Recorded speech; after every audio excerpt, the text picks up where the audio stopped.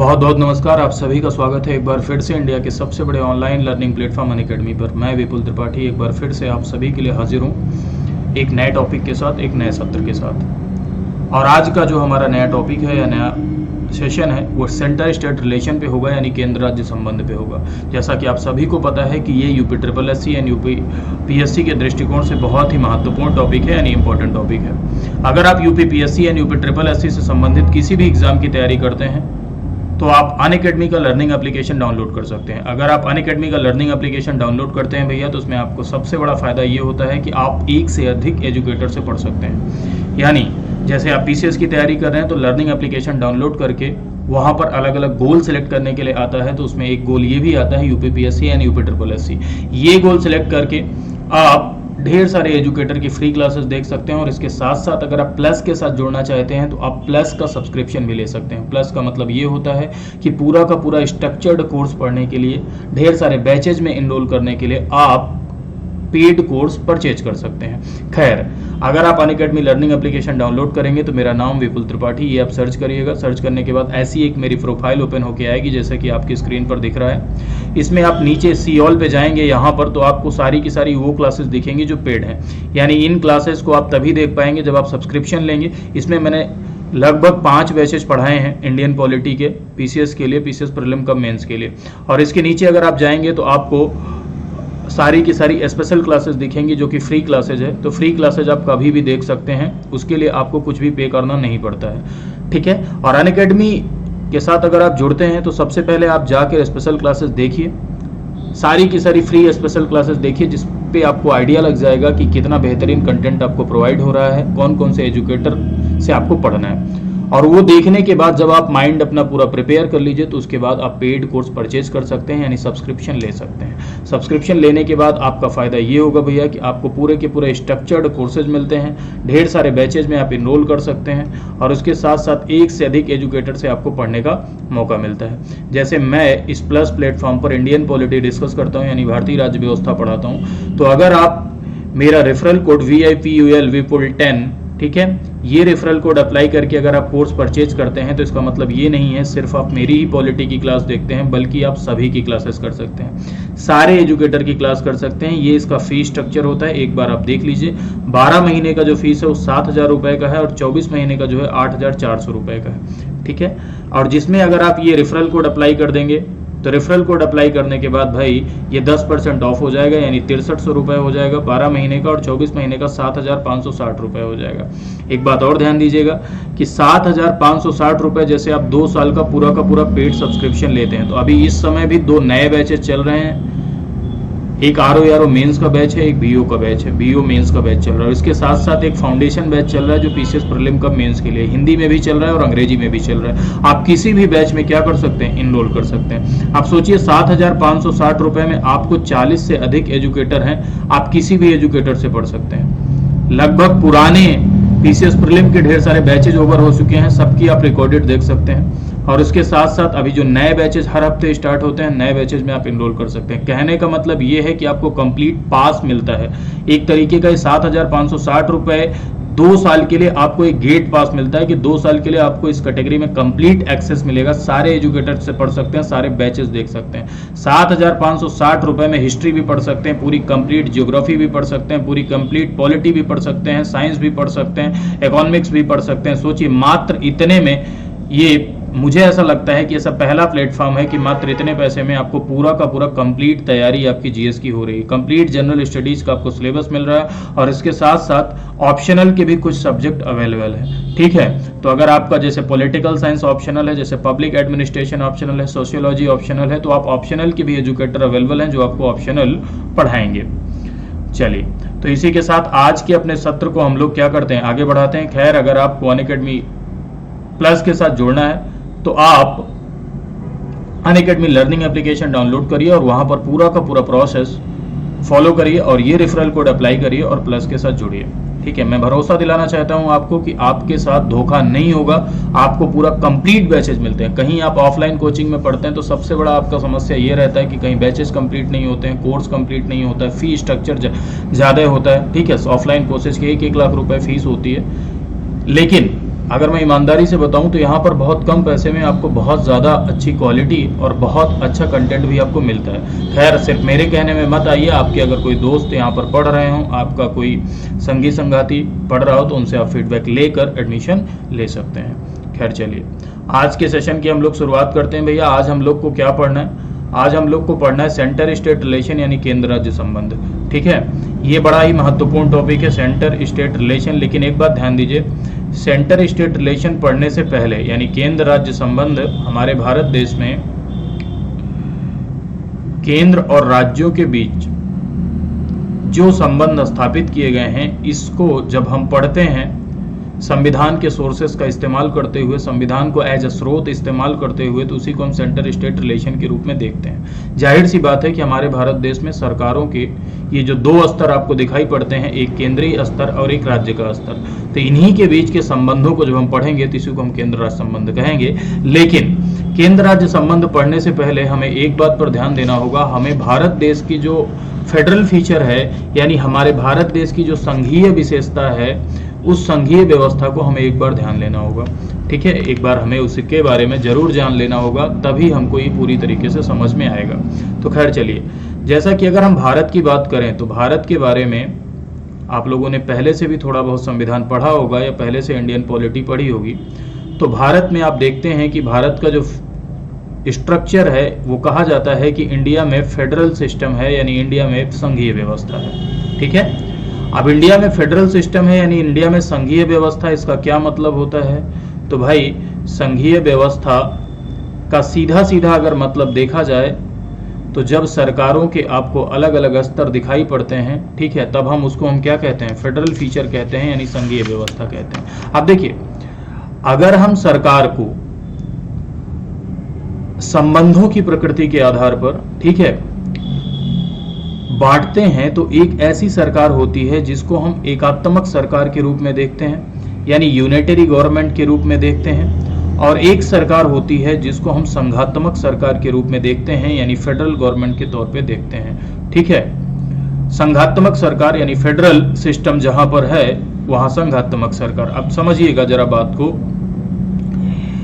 एकात्मक सरकार का मतलब ये होता है मेरे भाइयों कि जहां सारी की सारी पावर, सारी की सारी शक्तियां जहां सेंट्रलाइज होती हैं, यानी जहां सारी की सारी पावर एक ही सरकार में निहित होती है, वहां एकात्मक व्यवस्था होती है, जैसे आप इंग्लैंड में देखते हैं। ठीक है, जहां समस्त शक्तियां एक गवर्नमेंट में, यानी एक सेंट्रल गवर्नमेंट है, सारी की सारी पावर उसी के पास है, जैसे हमारे भारत देश में भी केंद्र सरकार और राज्य सरकार दोनों है। अगर हम इस तरह देखें कि सारी की सारी शक्तियां सिर्फ केंद्र ही सरकार के पास होती, राज्य का कोई भी अस्तित्व ना होता, है ना, राज्य होता ही ना, राज्य में शक्तियों का बंटवारा ही ना होता, तो ऐसी सरकार को हम यूनिटरी गवर्नमेंट के तौर पे देखते हैं और ऐसी व्यवस्था को हम एकात्मक व्यवस्था के तौर पे जानते हैं। लेकिन हमारे भारत देश में सरकारों के स्तर को क्या किया गया है? बांटा गया है, यानी संविधान के द्वारा शक्तियां केंद्र सरकार और राज्य सरकार में विभाजित की गई हैं। संविधान के द्वारा सेंट्रल गवर्नमेंट और स्टेट गवर्नमेंट में पावर को क्या किया गया है? डिस्ट्रीब्यूट किया गया है, और इसी को हम संघात्मक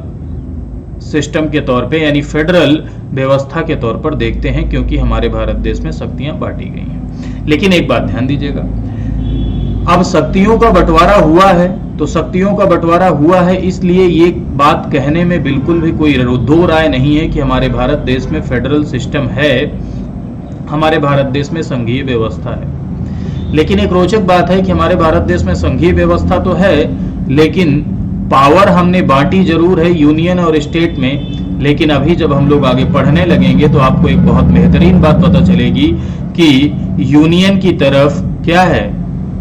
व्यवस्था झुकी हुई है, यानी ज्यादा शक्तियां केंद्र के पास हैं, ज्यादा शक्तियां यूनियन के पास हैं, यानी संघ के पास है। शक्तियों का बंटवारा जरूर है, जब शक्तियों का बंटवारा, लेकिन एकदम परफेक्टली अमेरिका की तरह पूरी तरीके से हमारा भारत देश परफेक्ट फेडरेशन नहीं है। हमारे भारत देश में शक्तियों का बंटवारा किया गया है, लेकिन यूनियन की तरफ झुकाव है। यानी एक तरीके से अगर देखा जाए तो हमारे भारत देश में व्यवस्था संघात्मक है, लेकिन यूनियन की तरफ झुकाव होने की वजह से कहा जाता है कि हमारी आत्म व्यवस्था संघात्मक है लेकिन आत्मा एकात्मक है। ऐसा क्यों कहा जाता है? तो ये पूरा का पूरा अभी जब हम लोग पढ़ेंगे तो अपने आप हमको क्या हो जाएगा, समझ में आ जाएगा। ठीक है, चलिए लेकिन एक बात यहां पर बहुत ध्यान से समझिएगा कि जैसे हम लोग पढ़ने चल रहे हैं तो भाई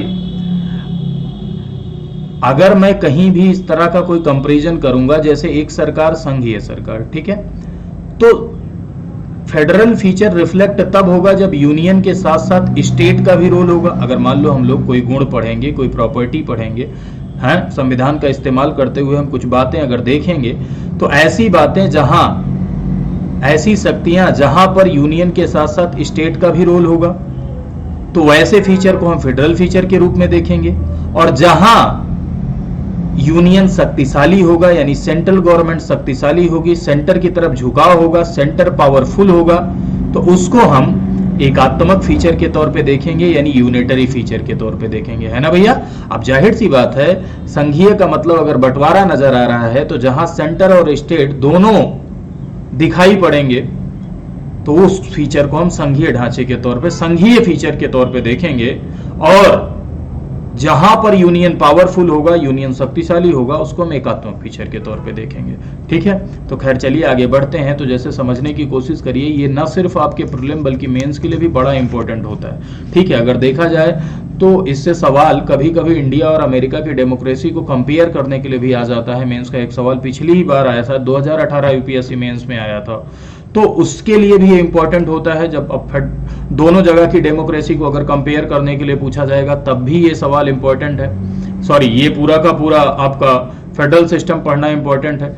जैसे सेपरेशन ऑफ पावर पे कोई सवाल आता है तो तब भी ये पढ़ना बहुत इंपॉर्टेंट है। यानी ये पूरा एक कॉन्सेप्चुअल चैप्टर होता है जिससे पूरे के पूरे कॉन्सेप्ट आपके क्या होते हैं, क्लियर होते हैं। खैर चलिए, अब हमारे भारतीय संविधान के, अब देखो दोनों चीजें आपने समझ गए, एक तो एकात्मक विशेषता होगा, यूनिटरी फीचर होगा, ठीक है, और दूसरा क्या होगा, संघात्मक व्यवस्था होगा, जिसको हम लोग क्या कहेंगे, फेडरल फीचर के रूप में देखेंगे। ठीक, तो सबसे पहले हम लोग यही समझ लेते हैं कि ऐसा कौन सी बातें हैं हमारे संविधान में, ऐसी कौन सी बातें हैं जो फेडरल फीचर को शो ऑफ करती हैं, संघीय विशेषता को शो ऑफ करती हैं, और ऐसी कौन सी बातें हैं जो एकात्मक फीचर को शो ऑफ करती हैं, है ना भैया। अब जाहिर सी बात है, constitution of India being federal in nature divides all power between the centre and state. ठीक है, लेकिन एक बात ध्यान दीजिएगा, ऑल पावर मतलब हमारे भारत देश में सेंटर और स्टेट में विधायी शक्तियों का बंटवारा किया गया है। विधायी मतलब कानून बनाने से संबंधित। एग्जीक्यूटिव पावर्स को डिवाइड किया गया है, यानी कि एग्जीक्यूटिव मतलब ऐसा संस्था, ऐसा इंस्टीट्यूशन जो लॉ को क्या कराता है, एग्जीक्यूट कराता है, उसको डिवाइड किया गया है। फाइनेंशियल पावर यानी वित्तीय शक्तियों को डिवाइड किया गया है। इन तीनों का जो डिवीजन हुआ है, इसी को जब हम पढ़ते हैं तो सेंटर स्टेट रिलेशन में पढ़ते हैं, यानी केंद्र राज्य संबंध में पढ़ते हैं। लेकिन हाँ, एक बात जरूर ध्यान दीजिएगा कि इस केंद्र राज्य संबंध को पढ़ने से पहले हम ये विशेषताएं देख लेते हैं कि हमारे भारतीय संविधान की कौन सी संघात्मक विशेषताएं हैं और कौन सी एकात्मक विशेषताएं हैं। इसको देखने के बाद अगर हम सेंटर स्टेट रिलेशन पढ़ेंगे तो हमारे लिए थोड़ी आसानी होगी। लेकिन डिवीजन की बात अभी हमने की, लेकिन डिवीजन में एक बात ध्यान दीजिएगा कि सेंटर एंड स्टेट के बीच में पावर्स डिस्ट्रीब्यूट हुई हैं, यानी लेजिस्लेटिव पावर डिस्ट्रीब्यूट हुई है, एग्जीक्यूटिव पावर डिस्ट्रीब्यूट हुई है, फाइनेंशियल पावर डिस्ट्रीब्यूट हुई है। लेकिन भाई एक बात बहुत ध्यान से समझिएगा, there is no division of the judicial power as a constitution has established. Actually there is no division of the judicial power. Constitution has established an integrated judicial system to enforce both central laws as well as state laws। कहने का मतलब ये है कि हमारे भारत देश में न्यायिक शक्तियों का कोई बंटवारा नहीं किया गया है। ठीक है, हमारे भारत देश में एकीकृत न्यायपालिका बनाई गई है, इंटीग्रेटेड जुडिशियल सिस्टम है, जो केंद्रीय कानूनों को भी लागू कराते हैं और स्टेट लॉज यानी राज्य के कानूनों को भी लागू कराते हैं। ऐसा नहीं है कि हमारे भारत देश में केंद्रीय कानूनों के लिए अलग न्यायालय और राज्य कानूनों के लिए अलग न्यायालय है। ठीक है भैया, ऐसा नहीं, यानी जुडिशियरी में इस तरह का कोई बंटवारा नहीं है। क्योंकि आप लोग देखते हैं ना, हाई कोर्ट के जजेस की नियुक्ति राष्ट्रपति के द्वारा की जाती है ना। यानी यहां पर एक हायरार्की चलती है, सबसे बड़ा सुप्रीम कोर्ट, हाई कोर्ट, फिर सबऑर्डिनेट कोर्ट। तो खैर चलिए, तो हम ऐसी विशेषताओं को थोड़ा सा रफली यहां पर समझ लेते हैं भाई, कि कौन सी ऐसी विशेषताएं हैं भारतीय संविधान में जो संघीय विशेषताएं हैं, यानी जो फेडरल फीचर को शो ऑफ करती हैं। संघीय विशेषताएं यानी फेडरल फीचर।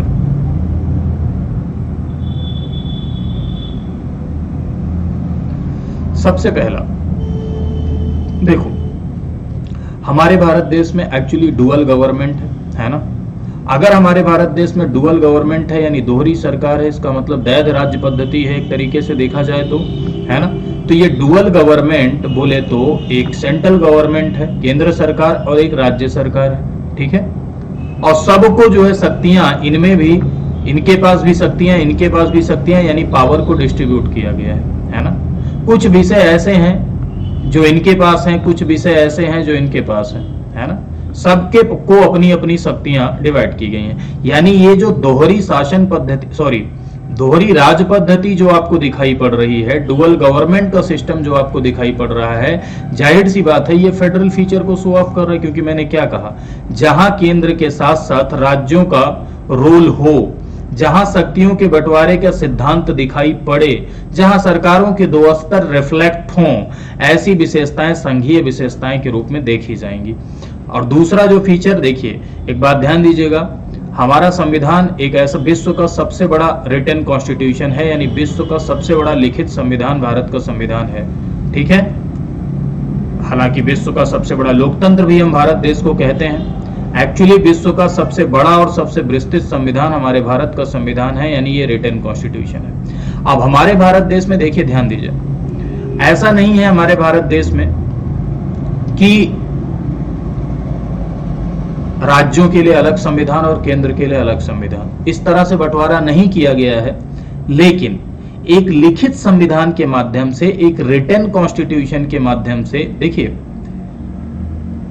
एक रिटन कॉन्स्टिट्यूशन के माध्यम से शक्तियों का बंटवारा किया गया है। यानी शक्तियों की व्यापक रूप से, विस्तृत रूप से क्या की गई है, विवेचना की गई है, ठीक। इससे क्या होता है, रिटन कॉन्स्टिट्यूशन होने से क्या होता है कि पूरा विस्तार पूर्वक शक्तियों का बंटवारा संपन्न हो जाता है, तो कॉन्फ्लिक्ट होना थोड़ा कम संभव हो पाता है, यानी गलतफहमी होना थोड़ा कम संभव हो पाता है, दोनों के बीच में एक असहमति होना कम संभव हो पाता है। क्योंकि भैया जाहिर सी बात है, जब एक दस्तावेज के तौर पे हमारा संविधान है ना, और संविधान आप जानते हैं, आपने पढ़ा होगा, संविधान यानी कॉन्स्टिट्यूशन एक ऐसा लॉ होता है जो कानूनों का कानून होता है, यानी कोई दूसरा कानून संविधान का उल्लंघन नहीं कर सकता है। यानी संविधान हमारे भारत देश में सुप्रीम लॉ होता है, कोई दूसरा लॉ उसको वायलेट नहीं कर सकता है। तो अगर उसके माध्यम से संविधान का उल्लंघन भी हमारे भारत देश में किसी अथॉरिटी के द्वारा नहीं किया जा सकता है। खैर ये बात जरूर है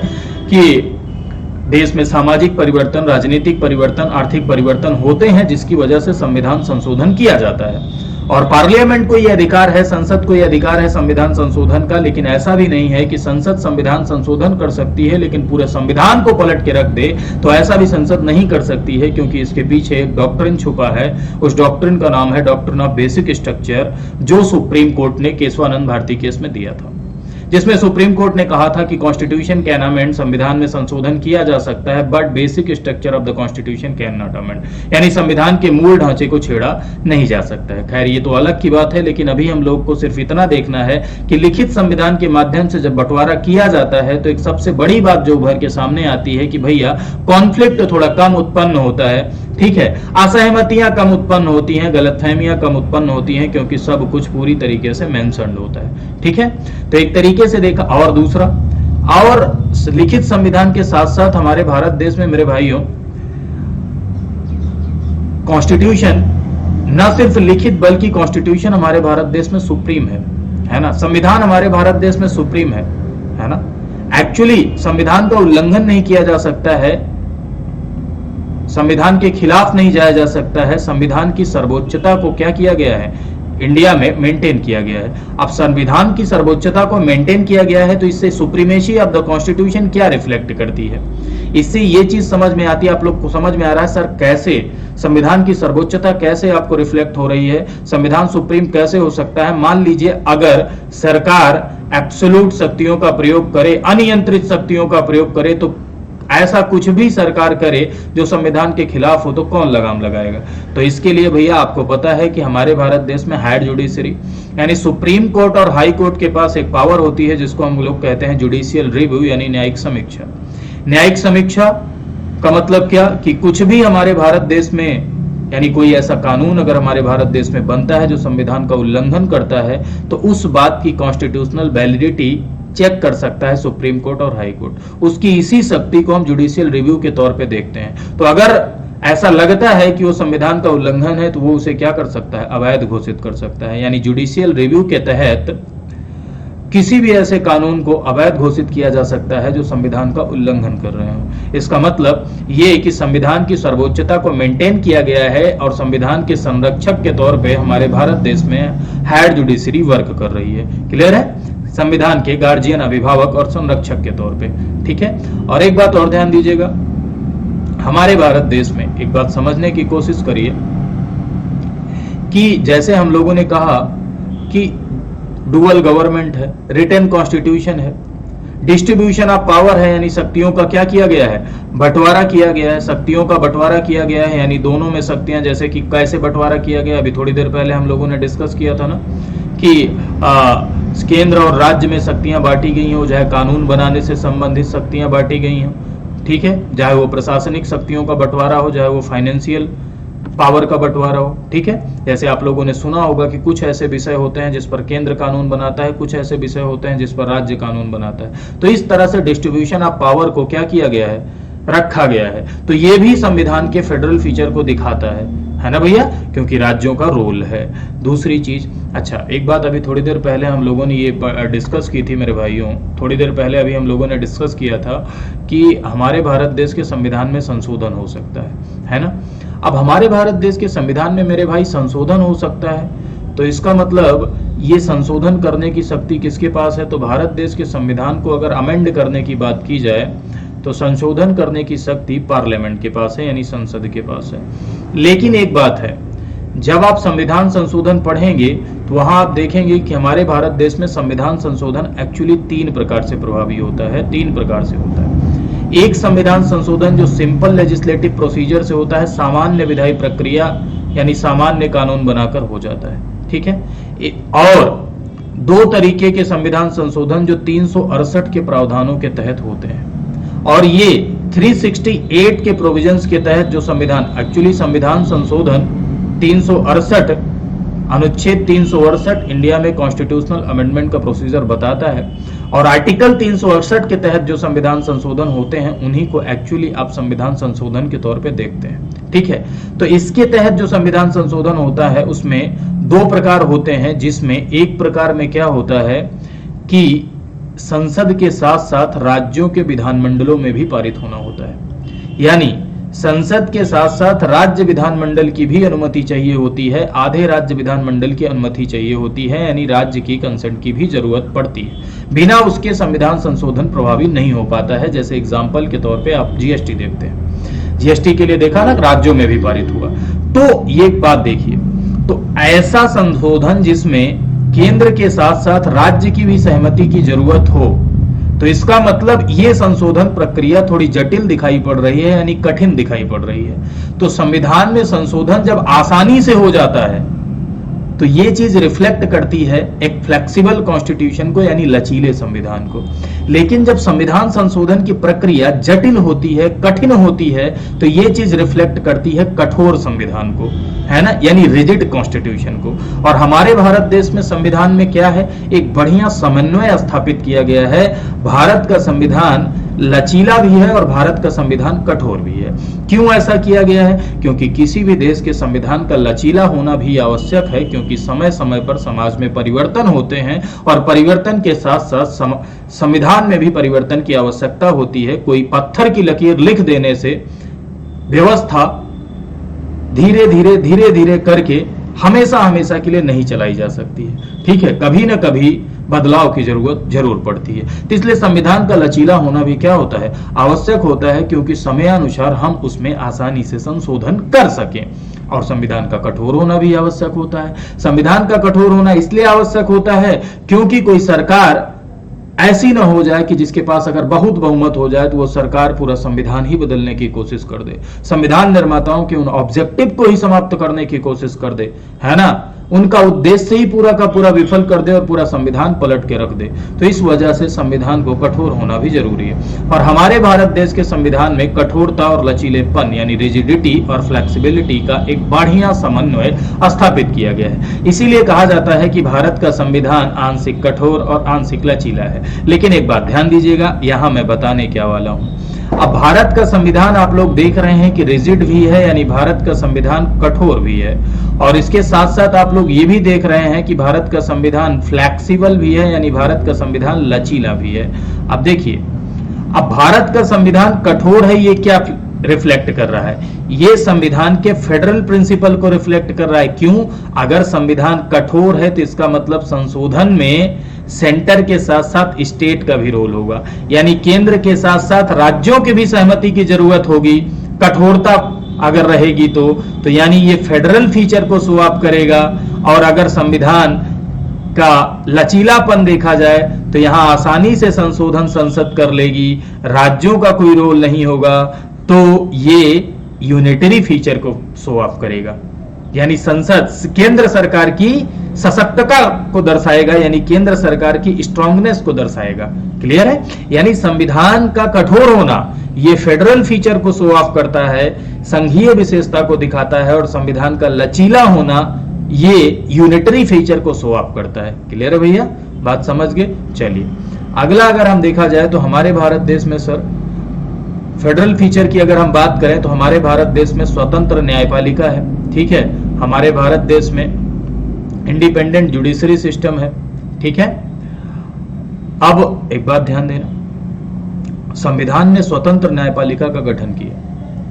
इससे क्या होगा? स्वतंत्र न्यायपालिका अगर होगी तो वो जुडिशियल रिव्यू यानी न्यायिक समीक्षा के माध्यम से एक तरीके से संविधान की सुप्रीमेसी को सिचुएट किया जा सकेगा, यानी कुछ भी ऐसा लॉ नहीं बन पाएगा जो संविधान का क्या करे? उल्लंघन करे। और दूसरी चीज सर, स्वतंत्र न्यायपालिका की जरूरत इसलिए भी थी क्योंकि हमने फेडरल स्ट्रक्चर को अपनाया है, तो केंद्र और राज्य के बीच अगर कोई विवाद क्रिएट होता है तो विवादों को निपटारा करने के लिए भी हमारे भारत देश में ये सुप्रीम कोर्ट का एक्सक्लूसिव जुरिस्डिक्शन होता है, यानी इससे नजर आता है एक संघीय न्यायालय के तौर पे सुप्रीम कोर्ट। कहने का मतलब ये है कि केंद्र और राज्य के बीच अगर कोई विवाद क्रिएट होता है तो उन विवादों का निपटारा हमारे भारत देश में सुप्रीम कोर्ट और सिर्फ सुप्रीम कोर्ट कराता है। This is the original jurisdiction of the supreme court. तो ये भी एक तरीके से संविधान के फेडरल प्रिंसिपल को क्या करता है? शो ऑफ करता है। और दूसरा एक बात और है जो संविधान के फेडरल प्रिंसिपल को शो ऑफ करेगी, जैसे हमारे भारत देश में सर बाई कैमरल लेजिस्लेचर है।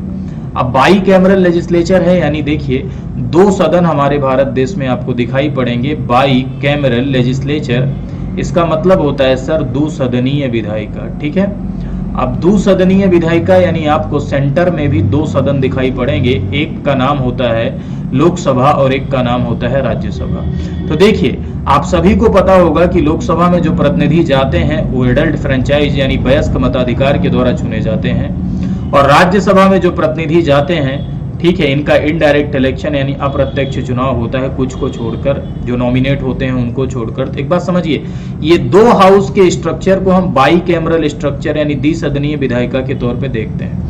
ये कैसे फेडरल प्रिंसिपल को शो ऑफ कर रहा है आप लोग सोच रहे होंगे। तो भैया लोकसभा एक्चुअली जैसे भारत के लोगों का प्रतिनिधित्व करती है, क्योंकि प्रत्येक जगह से एक व्यक्ति लोकसभा के मेंबर के तौर पे जाता है हमारा प्रतिनिधि बनकर। जैसे हम लखनऊ में हैं तो लखनऊ में हमारा एक प्रतिनिधि लखनऊ की लोकसभा सीट से एक व्यक्ति लोकसभा में हमें रिप्रेजेंट कर रहा है। ठीक है, यानी ये पूरी तरीके से जनता का प्रतिनिधित्व करती है। और राज्यसभा लोकसभा की अपेक्षा पूर्ण रूप से शक्तिशाली तो नहीं है, लेकिन राज्यसभा राज्यों का प्रतिनिधित्व, देखो राज्यों का भी प्रतिनिधित्व करती है और इनके मनमानी रवैये पर एक तरीके से लगाम भी लगाती है ना। और राज्यों का भी ये प्रतिनिधित्व यानी राज्यों का हित एक तरीके से संरक्षित करने का काम करती है। तो इससे ये रिफ्लेक्ट होता है कि द्विसदनीय विधायिका भी एक फेडरल फीचर है, यानी संघीय विशेषता है। अच्छा, तो ये तो हो गई बात संघीय विशेषता की। अब इसके साथ हम लोग थोड़ा सा एकात्मक विशेषता यानी संविधान के यूनिटरी स्ट्रक्चर पर चर्चा कर लेते हैं कि आखिर संविधान की यूनिटरी फीचर क्या है। तो देखिए हमारे भारत देश में संविधान में जो एकात्मक फीचर है, यानी हमारे संविधान में जो एकात्मक विशेषताएं हैं, अब एकात्मक विशेषताएं का मतलब क्या? ऐसे फीचर जो अब भाई बंटवारा हुआ है और बंटवारे में भी यूनिटरी, मतलब इसका मतलब बड़ा यूनिक सिस्टम है हमारे भारत देश का। एक तो आप बंटवारा किए हो यूनियन स्टेट में, ऊपर से यूनियन को ताकत दिए हो, तो जहां जहां आपको क्या दिखाई पड़ेगा?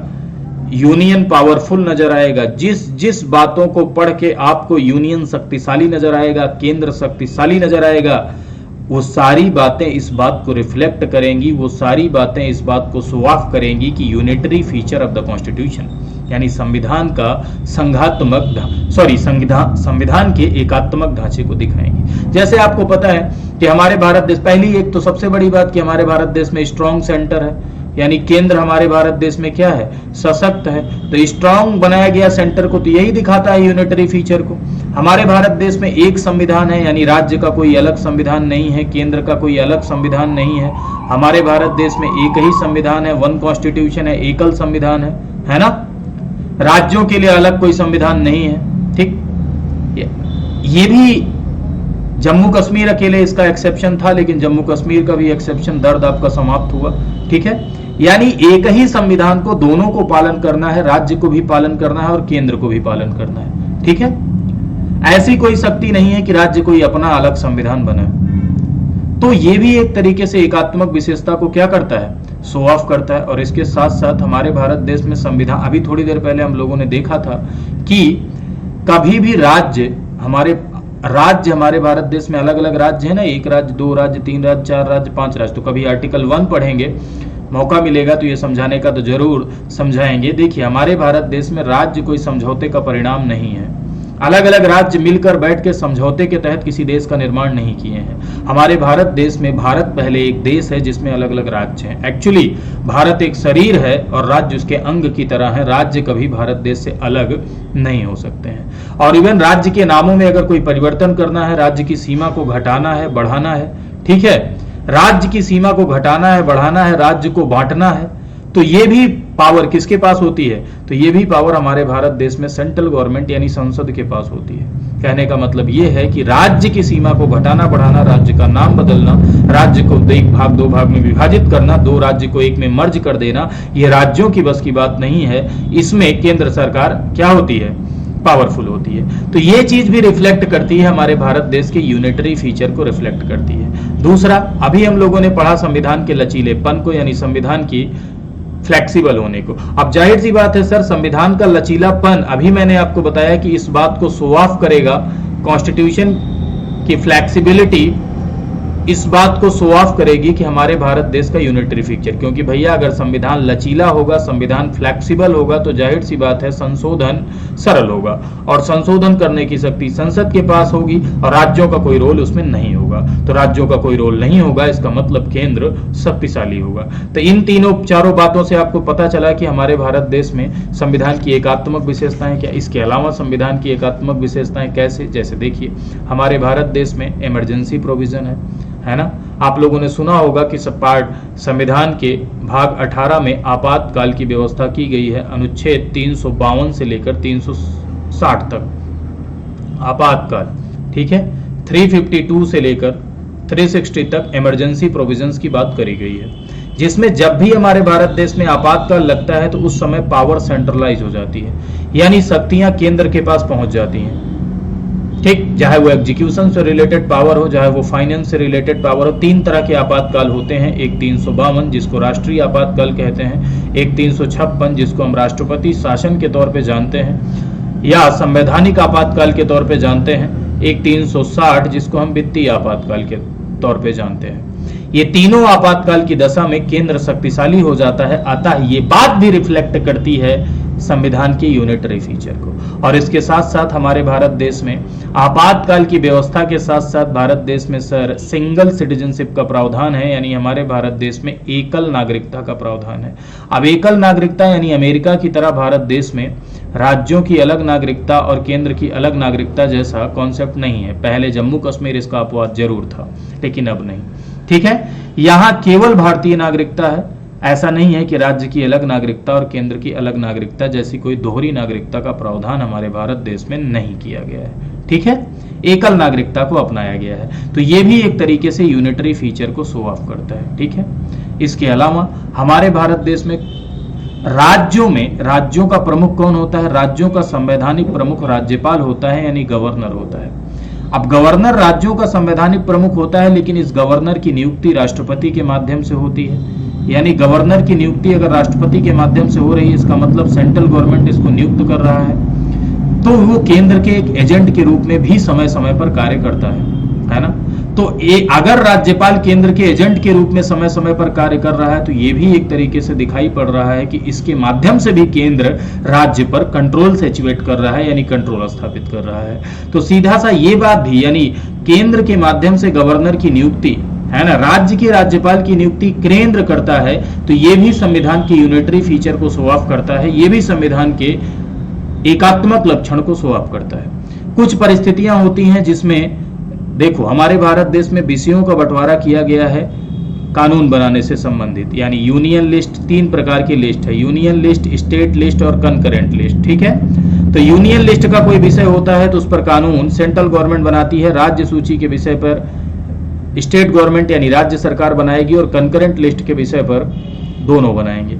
लेकिन आप लोग देखेंगे कि कुछ ऐसे विशेष प्रावधान किए गए हैं संविधान में जिसमें राज्य सूची के भी विषयों पर केंद्र को कानून बनाने की शक्ति दी गई है, यानी संसद को स्टेट लिस्ट के सब्जेक्ट पर भी लॉ बनाने की पावर है, जिसके बारे में अभी हम चर्चा थोड़ी देर बाद करेंगे। तो ये भी यूनिटरी फीचर को शो ऑफ करता है ना। हमारे भारत देश में अगर राज्य में कोई कानून बनता है तो गवर्नर के पास एक वीटो होता है कि गवर्नर उसे राष्ट्रपति के पास भेजने के लिए सुरक्षित रखता है। तो अगर मान लीजिए राज्य ने कोई विधेयक पारित किया है और वो विधेयक गवर्नर के पास सिग्नेचर के लिए गया और गवर्नर ने उसे राष्ट्रपति के विचारार्थ सुरक्षित रख लिया, तो राष्ट्रपति के पास भैया एब्सोल्यूट वीटो होता है, वो चाहे तो सिग्नेचर करे और चाहे ना करे, यानी चाहे तो रोक दे। तो इससे भी ये चीज रिफ्लेक्ट होती है, केंद्र शक्तिशाली प्रतीत होता है, यानी राज्यों के विधेयकों पर भी केंद्र के पास एक वीटो पावर नजर आती है ना। और इसके बाद आप लोगों ने सुना होगा ऑल इंडिया सर्विसेज, यानी अखिल भारतीय सेवाएं। तो अखिल भारतीय सेवाओं से भी क्या एकात्मक ढांचा नजर आता है? यस। देखिए, अमेरिका में क्या होता है कि राज्यों के लिए अलग सेवाएं, केंद्र के लिए अलग सेवाएं। भारत देश में भी ऐसा है, कुछ केंद्रीय सेवाएं, कुछ राज्य सेवाएं होती हैं। लेकिन हमारे भारत देश में कुछ ऐसी सेवाएं हैं जो केंद्र और राज्य दोनों के लिए सेवा देती हैं। ठीक है, लेकिन इनका चयन केंद्र के द्वारा किया जाता है, इनकी ट्रेनिंग केंद्र के द्वारा कराई जाती है, नियंत्रण एक तरीके से केंद्र का स्थापित किया गया है। अतः यह भी दिखाई देता है कि ऑल इंडिया सर्विसेज जैसे IAS, IPS और IFS, Indian administrative services, Indian police services और इंडियन फॉरेस्ट यानी वन सेवा, तो ये आपके यहाँ ऑल इंडिया सर्विसेज हैं जिनकी नियुक्ति भी केंद्र के द्वारा की जा रही है, ट्रेनिंग भी केंद्र के द्वारा दी जा रही है, लेकिन ये केंद्र के साथ साथ राज्यों के लिए भी कार्य कर रहे हैं। तो इस माध्यम से भी एक कंट्रोल स्थापित करने की कोशिश की गई है। ठीक है, क्लियर है। यानी अगर हम पूर्ण रूप से देखें तो हमारे भारत देश में संघात्मक व्यवस्था के साथ साथ एकात्मक व्यवस्था भी है। ऐसा क्यों किया गया कि हमारे भारत देश में पूरी तरीके से, भाई देखो, शक्तियों का बंटवारा करना हमारे भारत देश में बहुत जरूरी था, क्योंकि हमारा भारत इतना बड़ा देश है। ठीक है, अब भौगोलिक दृष्टिकोण से भी देखा जाए तो भारत बड़ा है, और सांस्कृतिक दृष्टिकोण से भी देखा जाए तो अलग अलग कल्चरल डाइवर्सिटी है हमारे भारत देश में। भाषा अलग है, अलग जगह अलग भाषा बोली जा रही है, अलग संप्रदाय, अलग धर्म, अलग जातियां, इतना बड़ा देश। तो अगर अलग अलग राज्यों में हम इसे डिवाइड न करते तो दिल्ली से बैठकर शासन चलाना हमारे लिए मुश्किल था। तो डिवाइड करना तो जरूरी था कि भैया शक्तियों का बंटवारा किया जाए। अब शक्तियों के बंटवारे के साथ साथ हमने यूनियन को की तरफ झुकाव दिया, केंद्र को शक्तिशाली बनाया, क्योंकि अखंडता को सुनिश्चित करने के लिए एक तरीके से देखा जाए, है ना, यूनिटी, एकता, अखंडता को, खासकर अखंडता को सुनिश्चित करने के लिए कल को ऐसा ना हो कि कोई राज्य जो है ऐसा सोचने लगे कि हमें भारत में रहना ही नहीं है ना। एक तरीके से देखा जाए तो भारत देश में पूरे के पूरे एक इंटीग्रल इंडिया को हमेशा हमेशा के लिए बनाए रखने के लिए सॉवरेनिटी ऑफ द स्टेट यानी संप्रभुता, सुरक्षा और अखंडता को सुनिश्चित करने के लिए ऐसा किया गया कि केंद्र का नियंत्रण राज्यों पर रहा। कहीं ऐसा ना हो जाए कि जो है आपस में ही सिविल वॉर की कंडीशन जन्म ले, तो इन सारी बातों से बचने के लिए भैया यूनियन की तरफ झुकाव दिया गया, यानी केंद्र की तरफ झुकाव किया गया। Actually centre and state are supreme in their respective fields, लेकिन maximum harmony and coordination between them is essential for the essential operation of the federal system. Actually अगर देखा जाए तो हमारे भारत देश में मेरे भाई there is a federation in India but as well as a unitary structure, ऐसा बाबा साहब भीमराव अंबेडकर ने भी संविधान सभा में कहा था। तरीके से देखा जाए तो केंद्र के पक्ष में शक्ति का संतुलन है ना। केंद्र के पक्ष में एक्चुअली शक्ति का संतुलन है, केंद्र शक्तिशाली है, और यह संतुलन स्थापित करना संविधान के लिहाज से क्या था, जरूरी था। ठीक है, संविधान के लिहाज से जरूरी था। इसीलिए केसी वेयर साहब का नाम अगर आप लोगों ने सुना हो तो केसी वेयर साहब ने भारत के संविधान को अर्ध संघीय यानी कॉसी फेडरल कह दिया है। कॉसी फेडरल यानी अर्ध संघीय कहा है, इसीलिए अर्ध संघीय कहा है क्योंकि शक्तियों का बंटवारा है लेकिन यूनियन की तरफ झुकाव है, इसीलिए इसे अर्ध संघीय भी कहा जाता है। ठीक है, बात समझ गए। अब देखिए हमारे भारत देश में सर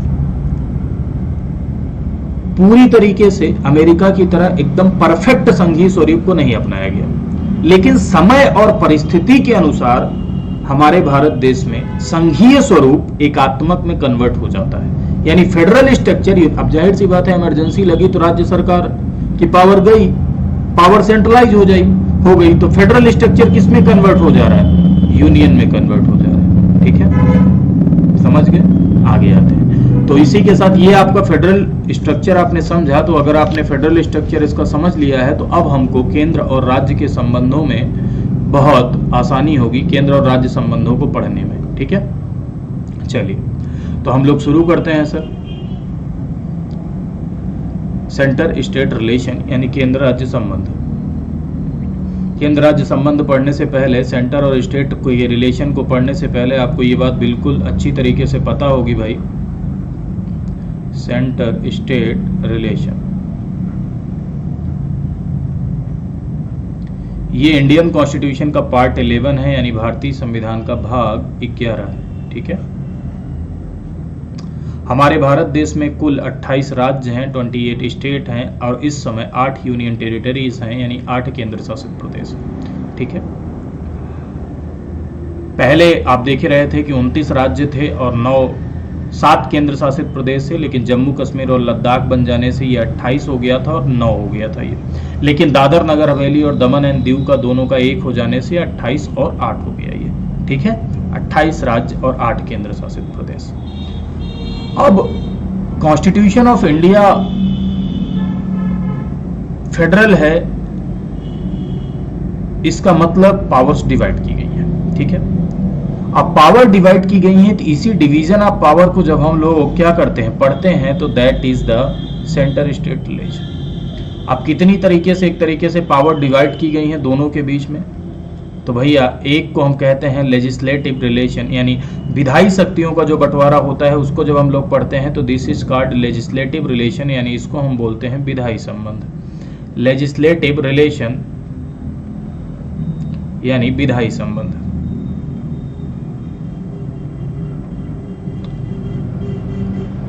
और प्रशासनिक संबंधों का बंटवारा जब हम लोग देखेंगे तो उसको प्रशासनिक संबंधों का बंटवारा किया गया है, जब हम इसे पढ़ते हैं तो इसको हम कहते हैं एडमिनिस्ट्रेटिव रिलेशन, यानी प्रशासनिक संबंध। ठीक है, एडमिनिस्ट्रेटिव रिलेशन यानी प्रशासनिक संबंध।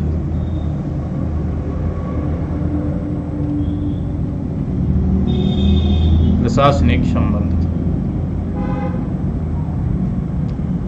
और वित्तीय संबंध यानी जो फाइनेंशियल रिसोर्सेज का बंटवारा किया जाएगा, फाइनेंस का वित्तीय संबंधों का यानी वित्तीय शक्तियों का जो बंटवारा किया जाएगा, जब हम उसको पढ़ेंगे तो दैट्स कॉल्ड फाइनेंशियल रिलेशन, यानी इसको हम लोग कहेंगे सर वित्तीय संबंध। Financial relation, this is called मेरे भाइयों वित्तीय संबंध। ठीक है, वित्तीय संबंध। ठीक है, बहुत अच्छा। अब देखिए सबसे पहले हम लोग जो पढ़ना शुरू करेंगे सर, तो सबसे पहले हम अपनी पावर जो पढ़ना शुरू करेंगे, दैट्स योर लेजिस्लेटिव रिलेशन यानी विधायी संबंध। आपको पता है कि संविधान के भाग 11 में ये सेंटर और स्टेट रिलेशन, केंद्र राज्य संबंधों को मेंशन किया गया है। तो एक बार बहुत ध्यान से समझिएगा कि संविधान के भाग 11 में ही 245 से लेके 255 तक यानी अनुच्छेद 245 से लेके, अब विधायी संबंध हम लोग पढ़ने चल रहे हैं, तो लेजिस्लेटिव रिलेशन विधायी संबंध कहाँ से लेके कहाँ तक, 245 से लेकर 255 तक इसको मेंशन किया गया है। ठीक है, 245 से लेकर 255 तक यानी 255 तक। ठीक है भैया, आगे आते हैं। अब ध्यान से समझिए, हमारे भारत देश में एक संघीय संविधान है, आप लोग को पता है, और केंद्र और राज्य के बीच में विधायी शक्तियों का बंटवारा किया गया है। उसी को हम जब पढ़ेंगे तो विधायी संबंध कहा जाएगा। सोर्स क्या है, तो संविधान है, यानी संविधान में अनुच्छेद 245 से लेकर 255 तक ये चीज क्या की गई, मेंशन की गई है। अब देखो, हमारे भारत देश में सेंटर और स्टेट लेजिस्लेशन, सेंटर और स्टेट के लेजिस्लेटिव रिलेशन को सैचुरेट करने के लिए एक्चुअली 4 एस्पेक्ट हैं, है ना, यानी 4 स्थितियां ऐसी हैं कि जिससे आपको ये विधायी संबंधों का बंटवारा नजर आएगा। ठीक है, तो एक हम कहते हैं territorial extent of the centre and state legislation, यानी केंद्र और राज्य का टेरिटोरियल एक्सटेंट, अभी अभी देखेंगे तो खुद ही समझ में आ जाएगा।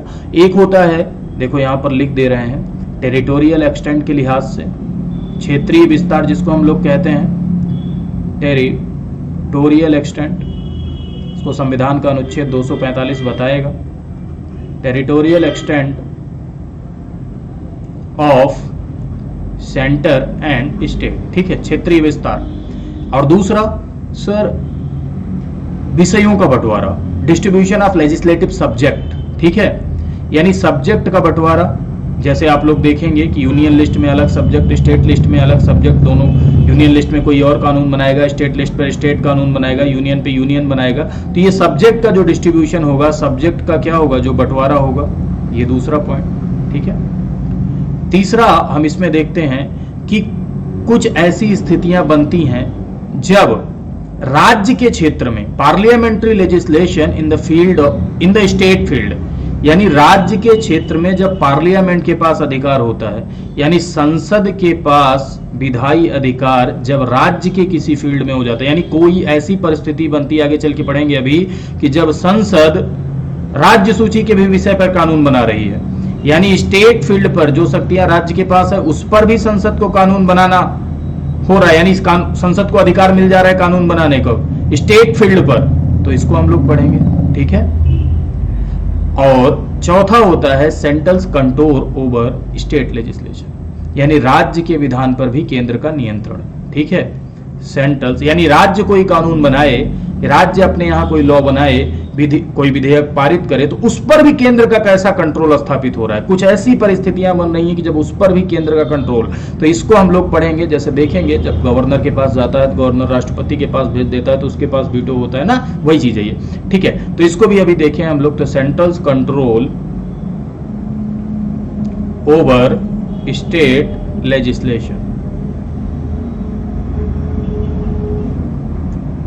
ओवर स्टेट लेजिस्लेशन, तो ये 4 एस्पेक्ट होते हैं। ठीक है, there are 4 aspect in the centre state legislative relations.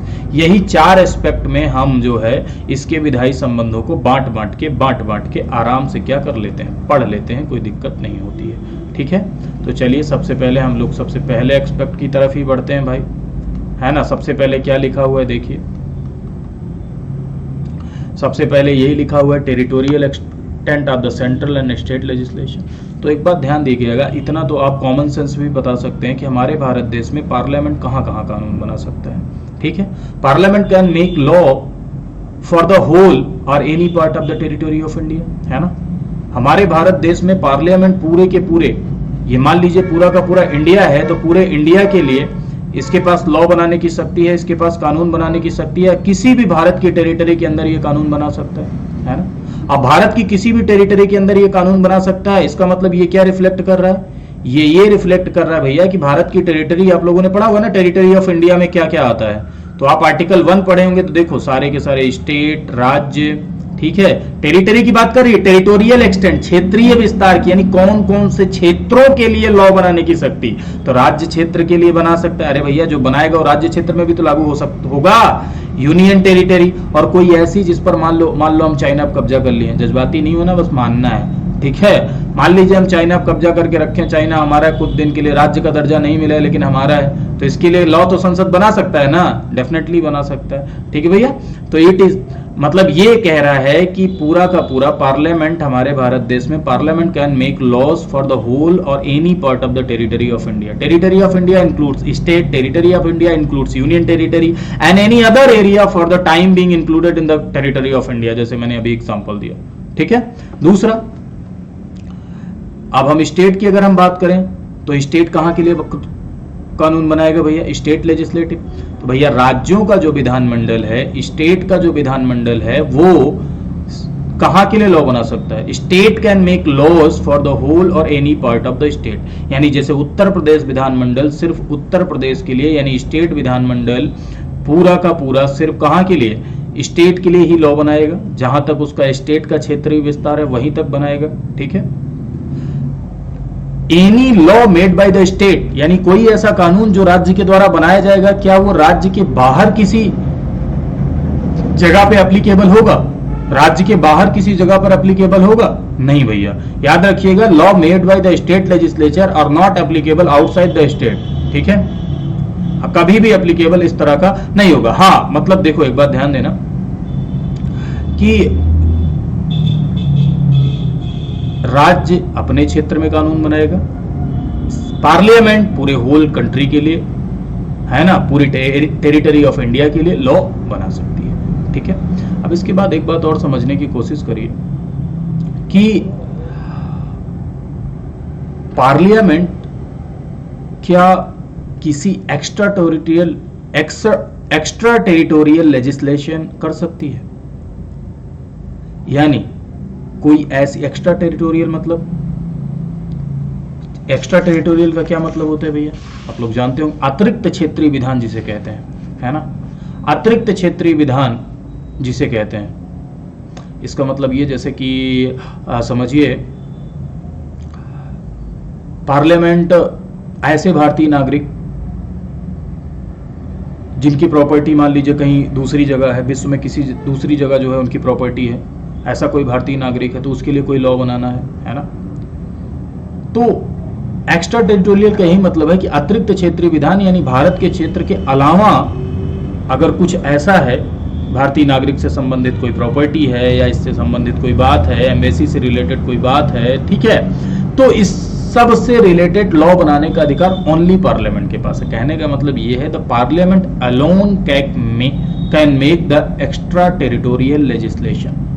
State can not, state नहीं कर सकती है, स्टेट बिल्कुल नहीं कर सकती, यानी laws of the parliament all, मतलब पार्लियामेंट के लॉ जो होते हैं वो भारतीय नागरिक और उनकी प्रॉपर्टी वो कहीं भी हो, किसी विश्व में कहीं भी हो, तो उसमें क्या होंगे, एप्लीकेबल होंगे, ठीक है, समझ गए भैया। अच्छा एक चीज और ध्यान देना कि इस पे कुछ रिस्ट्रिक्शंस भी हैं, आप लोग पढ़े होंगे, रिस्ट्रिक्शन सीमाएं जिसको कहते हैं, है ना, फंडामेंटल राइट पढ़ते समय ढेर सारा रीजनेबल रिस्ट्रिक्शंस पढ़ लेते हैं। तो इसमें कुछ रिस्ट्रिक्शंस हैं कि भाई कि पार्लियामेंट जो है, कुछ ऐसे क्षेत्र होते हैं जहां पर पार्लियामेंट के लॉज एप्लीकेबल नहीं होंगे, ठीक है, जहां पर प्रेसिडेंट को यह अधिकार दिया गया है कि president can make the regulation for the peace, progress and good governance of the that particular area. यानी कि कुछ ऐसे क्षेत्र हैं, जैसे 4 ऐसी यूनियन टेरिटरी हैं, 4 ऐसी यूनियन टेरिटरी हैं, एक है आपका अंडमान निकोबार, ठीक है, एक है आपका लक्षद्वीप, एक है आपका दादरा एंड नगर हवेली, ठीक है, और दमन एंड दीव अब तो इसी में मिल गया है, Dadra and Nagar Haveli, Daman and Diu तो इसी में मिल गया है, ठीक है, और एक है आपका लद्दाख। ये 4 की चारों जो आपकी यूनियन टेरिटरी हैं, तो इनके लिए president can make the regulation, president इसमें नियम बना सकता है। किस लिए प्रेसिडेंट को बनाने, तो भैया इनके यहाँ कर शांति के लिए, विकास के लिए, अच्छे गवर्नेंस के लिए, ठीक है, शांति, विकास और अच्छे गवर्नेंस के लिए जो है क्या कहते हैं, यहाँ रेगुलेशन राष्ट्रपति के द्वारा क्या किए जा सकते हैं, बनाए जा सकते हैं, ठीक है, बात समझ गए। चलिए, तो अच्छा, इसके अलावा भी आप लोगों को पता होगा कि ऐसे संघ शासित प्रदेशों में एक्चुअली देखा जाए तो जरूरत होती है डेवलपमेंट की, जरूरत होती है पीस की, ठीक है, जरूरत होती है प्रोग्रेस की। तो उसके लिए जो है क्या कहते हैं, ये रिस्ट्रिक्शंस लगाई गई कि प्रेसिडेंट ऐसा कर सकता है कि यूनियन कंट्रोल के लिए, ठीक। अब इसके साथ साथ जैसे राज्य के लिए भी एक कुछ होता है कि राज्यपाल को भी ये शक्ति होती है कि किसी क्षेत्र में, मतलब कोई ऐसा एरिया है, जैसे कि आप समझने की कोशिश करिए, दिमाग लगाइए, आपको याद आ रहा होगा अगर आपने कभी पढ़ा होगा तो, राज्यपाल को भी ये पावर होती है कि संसद के किसी विधेयक को किसी क्षेत्र में ना लागू करे या उसमें कुछ अमेंड करके लागू करे, है ना। संसद द्वारा बनाया गया कोई कानून है तो उसको राज्यपाल के पास भी कहीं किसी क्षेत्र के लिए कोई शक्ति दी गई है कि गवर्नर उसे न लागू करे या कुछ संशोधित करके जो है क्या कहते हैं लागू करे, ठीक है। जैसे असम का राज्यपाल, असम देखो इसका बेहतरीन एग्जांपल है आपके लिए, ठीक है। असम का राज्यपाल क्या करता है कि संसद के किसी विधेयक को जनजातीय क्षेत्र जो वहां पर है, यानी वहां पे जो ट्राइबल एरिया है, वहां पूरी तरीके से लागू न करके कुछ परिवर्तन के साथ लागू कर सकता है, ठीक है, कुछ परिवर्तन के साथ लागू कर सकता है। तो ऐसी शक्ति असम के राज्यपाल को मिली गई है जनजातीय क्षेत्र में किसी विधेयक को लागू करने के लिए, है ना भैया। गवर्नर को यानी राज्यपाल को मिली हुई है जनजातीय क्षेत्र में। दीज आर द रिस्ट्रिक्शंस, ये एक रिस्ट्रिक्शंस है भाई, ठीक है। और ऐसे ही मेघालय, त्रिपुरा और मिजोरम के लिए, क्योंकि नॉर्थ ईस्ट के प्रभावित जिले हैं, मेघालय, त्रिपुरा और मिजोरम के लिए राष्ट्रपति को भी ऐसी शक्ति मिली हुई है, ठीक। बात समझ गए। कहने का मतलब ये है कि गवर्नर ऑफ असम में likewise direct that an act of parliament does not apply to a tribal areas, ठीक है। ट्राइबल एरियाज मतलब वही ऑटोनॉमस डिस्ट्रिक्ट, ठीक है, इन स्टेट और अप्लाई विद द हाँ, या अप्लाई अगर करना तो और apply with specified modification and exceptions, ठीक है। तो ये आप बोल सकते हैं, समझ गए भैया। इसके अलावा हाँ, और रही बात, ये तो राज्यपाल का हो गया। तो आप लोग सोच रहे होंगे कि सर प्रेसिडेंट का भी कोई ऐसा स्टेट है क्या कि प्रेसिडेंट भी इस पावर को एंजॉय करता है कि ट्राइबल एरिया में? तो yes sir, president also enjoy the same power with the respect of the tribal area, जैसे मेघालय, त्रिपुरा एंड मिजोरम, ठीक है। बात समझ गए, ओके। आगे आते हैं हम लोग। अब लेजिस्लेटिव सब्जेक्ट का बंटवारा देख लेते हैं। ये तो हम लोगों ने देखा कि टेरिटोरियल एक्सटेंट के बारे में कि भाई संसद का कानून कहाँ कहाँ प्रभावी होगा, राज्य का कानून कहाँ कहाँ प्रभावी होगा, कौन सी ऐसी जगहें हैं जहाँ संसद का कानून प्रभावी न होकर बल्कि राष्ट्रपति रेगुलेशन कर सकता है वहाँ के लिए, कौन सी ऐसी जगहें हैं जहाँ राज्यपाल भी मॉडिफिकेशन कर सकता है जैसे असम, और कौन सी ऐसी जगहें हैं जहाँ राज्यपाल राष्ट्रपति कर सकता है। ये हम लोगों ने देख लिया ना, इससे पूरा का पूरा ये स्पष्ट हो गया। अब देखते हैं हम लोग आगे आते हैं, विधायी विषयों का बंटवारा यानी distribution of the legislative subject, ठीक है। अब लेजिस्लेटिव सब्जेक्ट का बंटवारा अगर हम देखेंगे भाई तो लेजिस्लेटिव सब्जेक्ट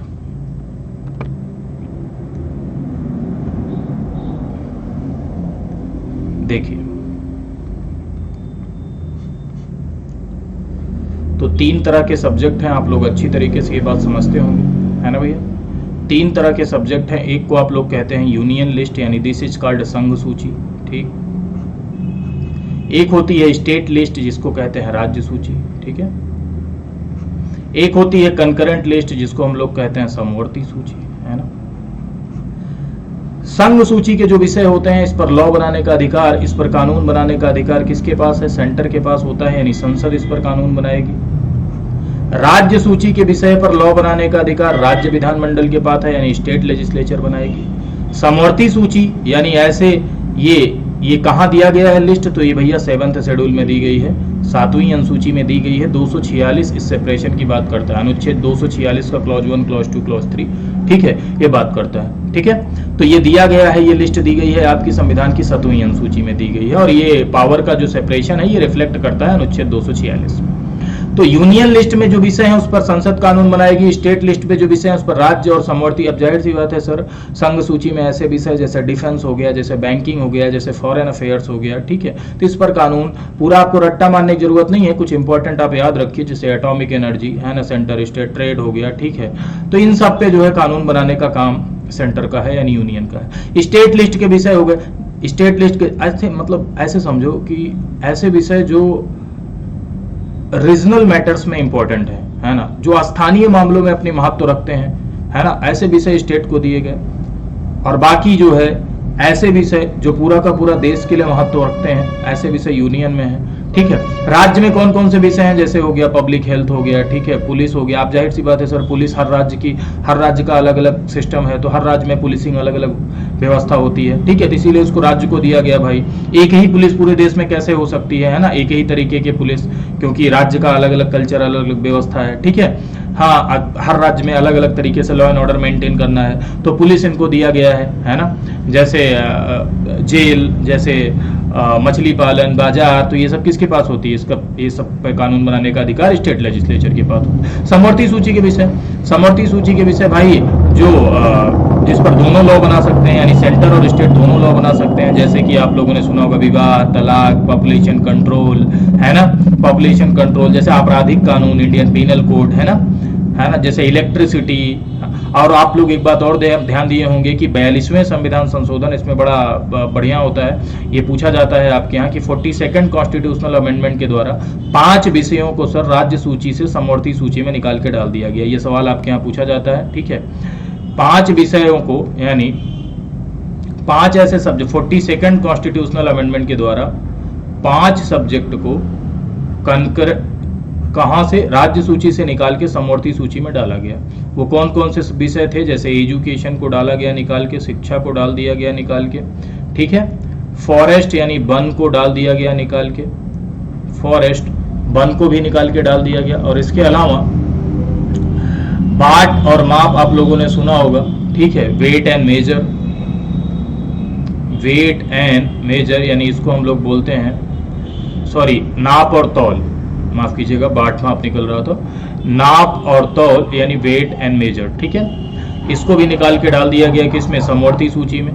वन्य जीव और पक्षियों का संरक्षण, protection of wild animal and birds, ठीक है, protection of wild animal and birds यानी वन्य जीव और पक्षियों का क्या, संरक्षण, ठीक है, और पक्षी संरक्षण, ठीक है, इसको भी। और चौथा है, 5वां है आपका सर एडमिनिस्ट्रेशन ऑफ जस्टिस यानी न्याय का प्रशासन। ठीक है, और ये सुप्रीम कोर्ट और हाई कोर्ट को छोड़ के भाई, सुप्रीम कोर्ट और हाई कोर्ट को छोड़ के उच्चतम न्यायालय और उच्च न्यायालय के अतिरिक्त सभी न्यायालयों का गठन, क्या, न्याय का प्रशासन यानी एडमिनिस्ट्रेशन ऑफ जस्टिस। ठीक है, न्याय का प्रशासन, एडमिनिस्ट्रेशन ऑफ जस्टिस। और इसके अलावा constitution and organisation of all court यानी सभी न्यायालयों का गठन, सभी न्यायालयों का गठन, लेकिन कौन कौन सा छोड़ के, सुप्रीम कोर्ट और हाई कोर्ट को छोड़ के। ठीक है, हाँ, constitution and organisation of all court, organisation of all court, किसको किसको छोड़ के, एक्सेप्ट, 2 को छोड़ दो, ठीक है, except supreme court and what, high court. ठीक है, तो ये 5 ऐसे होते हैं, ये विषय हैं आपके सामने, administration of justice, organisation of court, वन्य जीव और पक्षी संरक्षण, नाप और तौल, फॉरेस्ट और एजुकेशन। ठीक है, इनको जो है क्या कहते हैं, निकाल के समवर्ती सूची में डाल दिया गया। ये सवाल आपके यहाँ आता है। ठीक है, तो अब एक बात ध्यान दीजिएगा कि अगर आप समवर्ती सूची मतलब जिस पर सेंटर और स्टेट दोनों लॉ बनाते हैं, है ना, जिस पर केंद्र और राज्य दोनों क्या बनाते हैं, कानून बनाते हैं। ठीक है, लेकिन अगर दोनों के कानून, अगर मान लो कोई कॉन्फ्लिक्ट क्रिएट होता है तो किसका प्रभावी होता है, तो केंद्र का ज्यादा प्रभावी होता है। ठीक है, इस दशा में केंद्र का कानून क्या होता है, ज्यादा प्रभावी होता है। तो कंकरेंट लिस्ट भी इस बात को शो ऑफ करती है कि यूनियन की तरफ पावर ज्यादा है, यानी एक यूनिटरी व्यवस्था को शो ऑफ करती है। ठीक है, खैर चलिए, तो ऐसा एक बात और समझ लीजिए सर, अनुच्छेद 248, जैसे इसमें देखा आपने 46 में, तो आर्टिकल 248 थोड़ा सा देखते हैं। आर्टिकल 248 रेसिडरी पावर्स के बारे में बताता है, यानी ऐसे विषय जो ना तो यूनियन लिस्ट में है ना तो स्टेट लिस्ट में है। ठीक है, ऐसे विषय जो ना तो संघ सूची में है ना तो राज्य सूची में है ना तो कंकरेंट यानी ना तो समवर्ती सूची में है, ऐसे विषयों को हम क्या कहते हैं, ऐसे विषयों को, ऐसे सब्जेक्ट को हम अवशिष्ट विषय के रूप में देखते हैं, यानी ऐसे सब्जेक्ट को हम रेसिडरी सब्जेक्ट के तौर पे क्या करते हैं, देखते हैं। ऐसे विषयों को भैया अवशिष्ट विषय के तौर पर यानी रेसिडरी सब्जेक्ट के तौर पर क्या करते हैं, देखते हैं। तो अवशिष्ट विषयों पर कानून बनाने, जैसे जो है जाहिर सी बात है सर कि बहुत सारे ऐसे जो है क्या कहते हैं बातें जो किसी लिस्ट में मौजूद नहीं है, जो बाद में जैसे ड्रोन्स वगैरह, एविएशन वगैरह, ये सब बाद में डेवलप हुआ है ना, साइबर क्राइम, तो इस पर लॉ बनाने का अधिकार किसके पास होगा? सेंटर के पास होगा। तो ये हमारे भारत देश में ऐसे विषय जो तीनों लिस्ट में ना हो, उस पर कानून सेंट्रल गवर्नमेंट यानी केंद्र सरकार बनाती है, अमेरिका के विपरीत। अमेरिका में देखा जाए तो सिर्फ और सिर्फ एक लिस्ट है, यूनियन लिस्ट है, उसके अलावा सभी विषयों पर, बचे कुचे सभी विषयों पर कानून स्टेट बनाती है। लेकिन हमारे भारत देश में इस मामले में केंद्र क्या होता है? केंद्र शक्तिशाली होता है। ठीक है भैया, बात समझ गए? चल अब देखो, एक बात समझने की कोशिश करिए कि ये पूरी तरीके से हमारे संविधान में स्पष्ट किया गया है कि राष्ट्रीय महत्व के ऐसे मामले जो इंपॉर्टेंट, नेशनल इंपॉर्टेंस के मामले थे, राष्ट्रीय महत्व के थे, उनको संघ सूची में डाला गया। जो क्षेत्रीय महत्व के मामले थे, है ना, जो उनको राज्य सूची में डाला गया। ठीक है, और ऐसे विषय जिनके लिए देखा जाए तो पूरे देश की एक रूपता जरूरी थी, है ना, पूरे देश में जो है विधायी एक रूपता की जरूरत थी, ऐसे मामलों को समवर्ती सूची में क्या किया गया? रखा गया।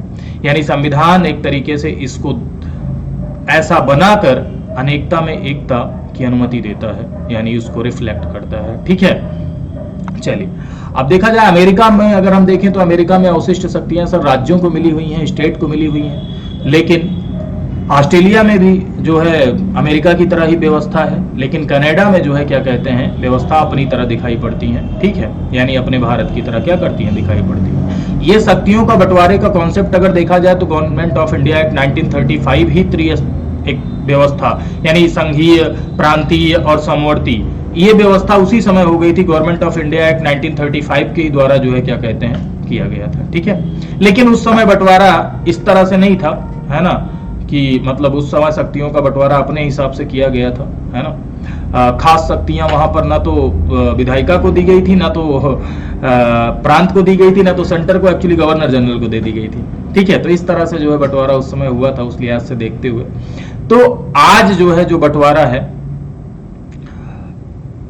पूरी तरीके से हमारे भारत देश में विधायी एकता को मेंटेन करने के लिए किया गया है। ठीक है, खैर आगे बढ़ते हैं। अब आपको कुछ देखिए, बंटवारा आप लोगों ने देख लिया कि कैसे है, यानी कि diversity along with the uniformity, अगर मैं ऐसा बोलूं तो गलत नहीं होगा।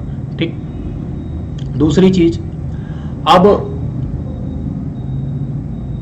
हम लोग ये देख लेते हैं कि अगर संघ सूची और राज्य सूची, सबसे पहले तो हमेशा याद रखें सर, सबसे ऊपर कौन सी लिस्ट चलेगी? Union list.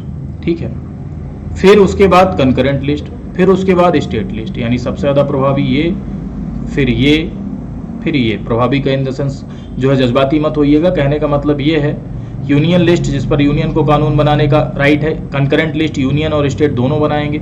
ठीक है, यानी अगर हमारे भारत देश में इनके और इनके बीच में अगर कोई टकराव हो गया, अगर मान लो इस टकराव के लिहाज से मैं बता रहा हूं कि कौन जो है ऊपर होगा, इनके बीच में अगर कोई टकराव क्रिएट होता है तो यूनियन लिस्ट प्रभावी होगी। ठीक है, इनके बीच कोई टकराव क्रिएट होता है, कंकरेंट लिस्ट प्रभावी होगी। सेंटर और स्टेट लॉ में कोई टकराव क्रिएट होता है, ठीक है, तो सेंटर वाला कानून क्या किया जाएगा? माना जाएगा। यानी समवर्ती सूची के विषय पर अगर केंद्रीय कानून और राज्य कानून में कोई भी संघर्ष की स्थिति आ जाती है तो केंद्रीय कानून जो होता है वो राज्य पर प्रभावी होता है। लेकिन हाँ, इसका एक अपवाद होता है। देखो अभी आपने क्या पूछा, अगर मान लीजिए केंद्रीय कानून, ठीक है, और राज्य के कानून में अगर कोई झगड़े की स्थिति क्रिएट होती है तो कौन सा कानून प्रभावी होता है? केंद्रीय वाला कानून प्रभावी होता है। लेकिन सर इसका एक अपवाद है जिसको आप लोग अगर देख लेंगे तो बहुत अच्छा होगा, एग्जाम में आएगा।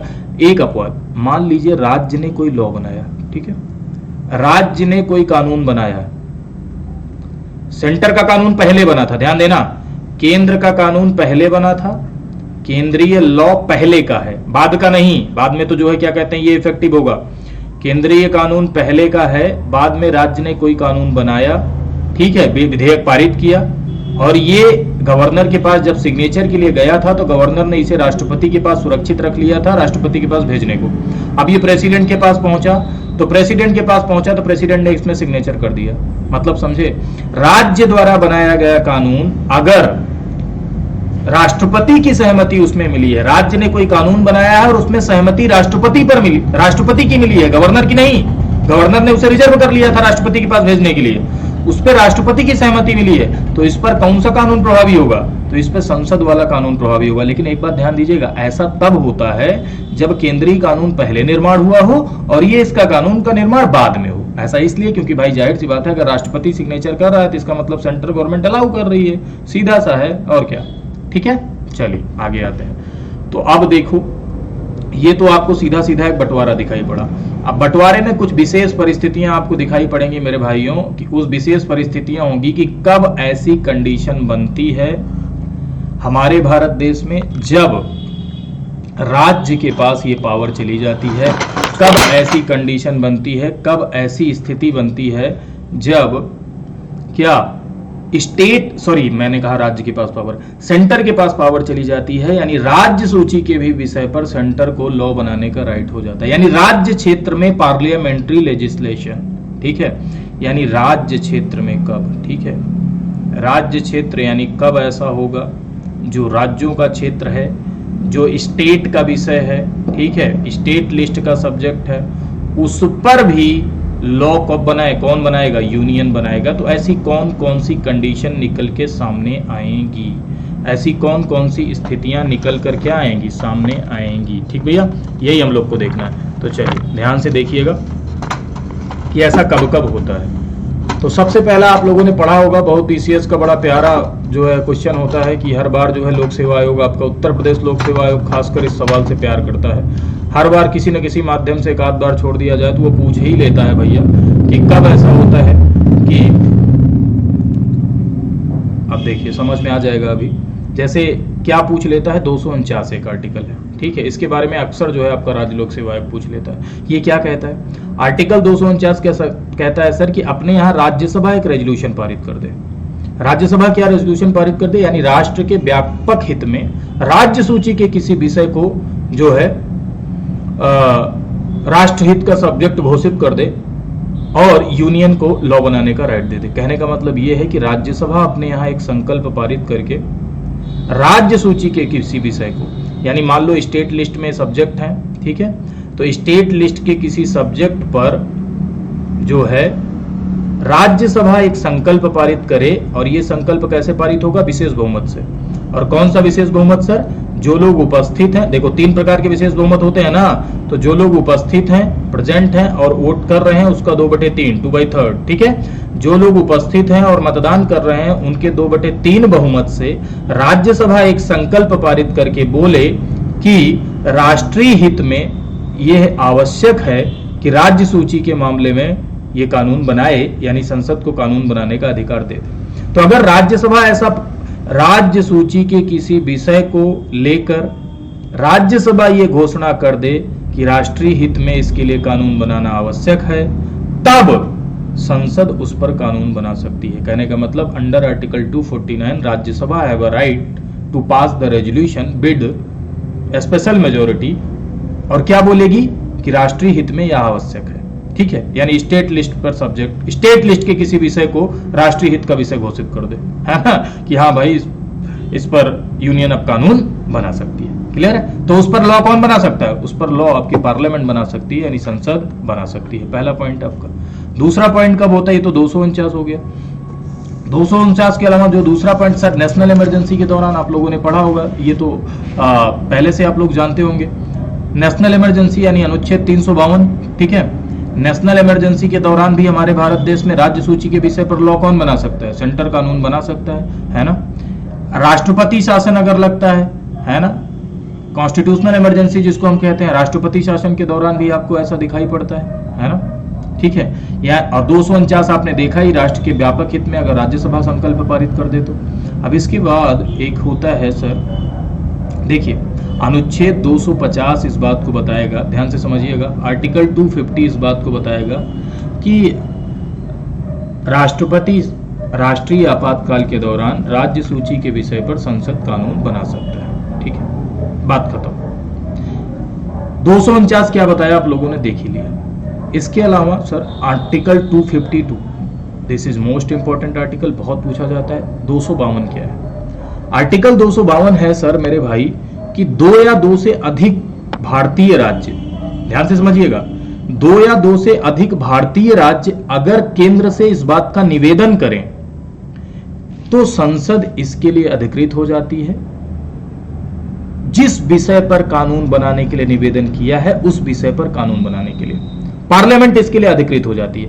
यानी उत्तर प्रदेश और मध्य प्रदेश, यूपी और एमपी अगर इसके लिए निवेदन करें कि पर्टिकुलर किसी सब्जेक्ट पर आप हमारे लिए लॉ बनाइए, तो संसद इसके लिए क्या हो जाएगी, अधिकृत हो जाएगी ऊपर। लेकिन ध्यान देना, ये कानून जो संसद के द्वारा बनाया जाएगा, अनुच्छेद 252 है भैया, अनुच्छेद 252 कह रहा है कि 2 या 2 से अधिक राज्य केंद्र से निवेदन करें किसी विषय पर कानून बनाने के लिए, तो संसद इसके लिए अधिकृत हो जाती है। ठीक है, राज्य सूची के मान लीजिए किसी विषय पर। और ध्यान देना, लेकिन ये वहीं लागू होगा जिन राज्यों ने निवेदन किया है। अन्य राज्यों में तभी लागू होगा जब अन्य राज्यों के विधानमंडल के द्वारा इसे अडॉप्ट कर लिया जाए। ठीक है, अन्य राज्यों में ये तभी लागू होगा जब अन्य राज्यों के विधानमंडल के द्वारा इसे अंगीकृत कर लिया जाए। This is article 252। ठीक है, इसके बाद अनुच्छेद 253। अनुच्छेद 253 ये भी बड़ा इंपॉर्टेंट है भाई। ये क्या कहता है 253 सर? अनुच्छेद 253 कह रहा है कि अगर संसद को किसी अंतरराष्ट्रीय संधि यानी इंटरनेशनल ट्रीटी, समझौता आदि को लागू कराने के लिए कानून बनाने का अधिकार है। यानी संसद किसी इंटरनेशनल ट्रीटी को लागू कराना चाहती है, अंतरराष्ट्रीय संधि को लागू कराना चाहती है, अंतरराष्ट्रीय समझौते को लागू कराना चाहती है, तब वो अनुच्छेद 253 कह रहा है भैया कि राज्य सूची के विषय पर कानून बना सकती है और उसका कानून प्रभावी होगा। कहने का मतलब अंतरराष्ट्रीय ट्रीटी के भी मामले में पावरफुल हो गई राज्य क्षेत्र में कानून बनाने के लिए कौन? संसद। क्लियर है, बात समझ गए? अच्छा, अगर एक बात हमेशा याद रखो, एक चीज और, अनुच्छेद 254 भी इससे रिलेटेड बड़ा इंपॉर्टेंट है, 254 भी इंपॉर्टेंट है। ठीक है, अनुच्छेद 254 क्या कहता है? देखिए ध्यान दीजिएगा, केंद्र और राज्य के बीच में अगर किसी भी विषय पर बनाए गए कानून में अगर कोई असंगतता व्याप्त हो, है ना, असंगतता व्याप्त हो, असंगत हो केंद्र और राज्य के द्वारा बनाए गए किसी भी कानून के बीच, तो हमेशा याद रखिएगा केंद्र का कानून राज्य पर प्रभावी होगा। केंद्र का कानून राज्य पर क्या होगा? प्रभावी होगा, बशर्ते राष्ट्रपति ने राज्य विधानमंडल द्वारा पारित किसी विधेयक को साइन न किया हो। जैसे अभी थोड़ी देर पहले मैंने बताया था ना कि अगर मान लो थोड़ी देर पहले ये चीज डिस्कस हुई थी कि मैंने थोड़ी देर पहले ये चीज अच्छे से आपको बताई थी, अनुच्छेद आर्टिकल बताने के लिए दोबारा बताया मैंने कि भैया अगर मान लो सेंटर और स्टेट के बीच में अगर कोई कॉन्फ्लिक्ट क्रिएट हो जाता है तो सेंटर वाला कानून प्रभावी होगा। लेकिन राज्य विधानमंडल ने कोई लॉ बनाया है और उस पर राष्ट्रपति ने सिग्नेचर किया है बाद में, तो ये वाला प्रभावी होगा। ठीक है, बात समझ गए? ये बात आप समझे?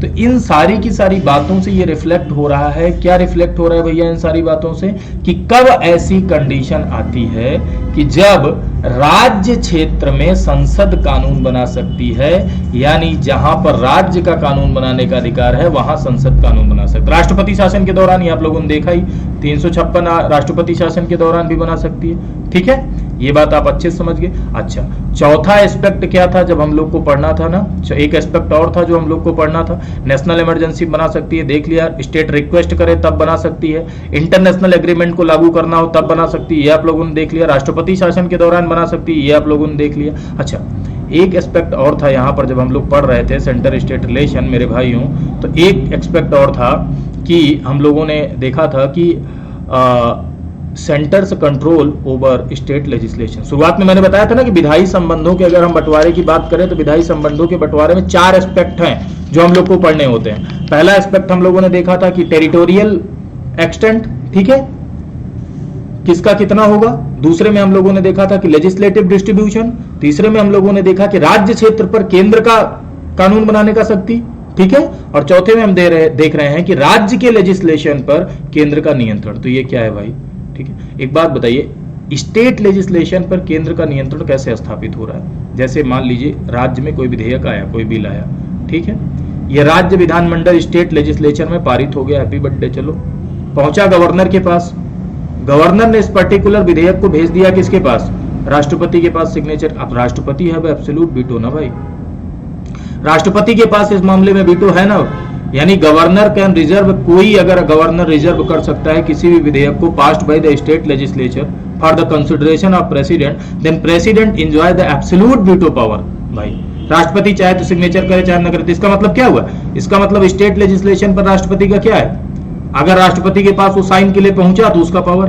अच्छा हाँ, कुछ ऐसे मसले होते हैं कि जहां कुछ ऐसे मामले होते हैं जिसमें राज्य अगर कोई विधेयक बनाती है, राज्य अगर कोई बिल लाती है तो सेंटर से परमिशन लेके यानी राष्ट्रपति की सहमति के बाद ही आता है।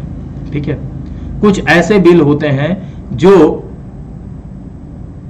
बिना राष्ट्रपति के सहमति के, ठीक है, स्टेट अपने यहां इंट्रोड्यूस ही नहीं कर सकती, यानी स्टेट अपने यहां राज्य विधानमंडल में ला ही नहीं सकती, है ना।